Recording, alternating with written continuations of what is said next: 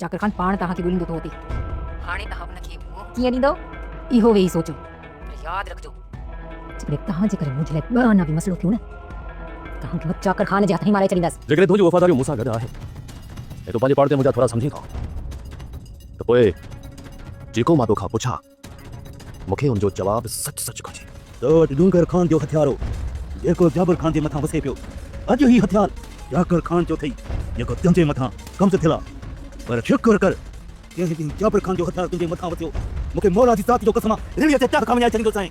छो जो मुंहिंजी काबी अख में सूर जो वार अथई। अस्सलाम वालेकुम दोस्तों, पंहिंजा वेरी जी धमाकेदार अपडेट खणी हाज़िर थी चुका आहियूं। इन खां पहिरीं असांजे चैनल ते न्यू आहे त सब्सक्राइब कयो ते क्लिक कयो। दोस्तों हलूं था पंहिंजी अपडेट जी तरफ़, तव्हांखे इंतज़ारु कोन था करायूं।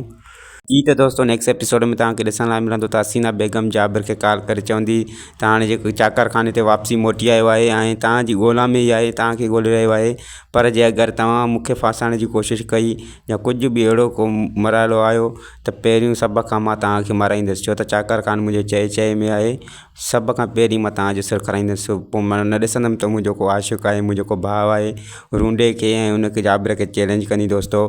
ऐं मां तव्हांखे ॾसींदो हलां त नेक्स्ट एपिसोड में तव्हांखे इहो बि ॾिसण लाइ मिलंदो त चाकर खान जेको आहे त जाबिर सां ॻाल्हियूं कंदो ऐं चवंदो त जेको कुझु बि तुंहिंजी दिलि में आहे ऐं जेको कुझु बि बाबा साईं जे हूंदे तव्हां सां पेश आयो आहे ऐं जेको बि ॾोही आहे त तूं सभु साफ़ साफ़ ॻाल्हियूं मूंखे ॿुधाए त ताकी मां हक़ीक़त ते पहुची सघां। छो त मां सांवल जूं ॻाल्हियूं बि ॿुधी चुको आहियां, हाणे मां तुंहिंजूं ॻाल्हियूं बि ॿुधणु चाहियां थो त ताकी मूंखे सम्झ में अचे त हक़ीक़त छा आहे।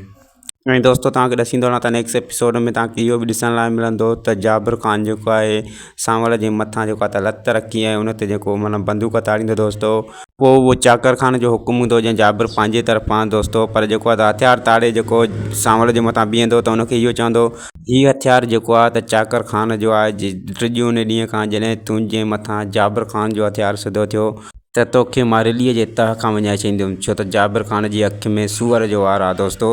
त हीउ एपिसोड जेको धमाकेदार थियण वारो आहे ऐं सांवल खे जेको आहे त जाबिर पंहिंजे कब्ज़े हेठि कंदो ऐं उनखे धमकियूं ॾींदो। उनखे चाकर खान खे जेको आहे त मुतमिन करे वेंदो शायदि, तंहिंजे करे सांवल जे मथां हथियार खणी अची पहुचंदो दोस्तों। त हीउ एपिसोड ॾिसण विसारींदा ज़बरदस्त थियण वारो आहे।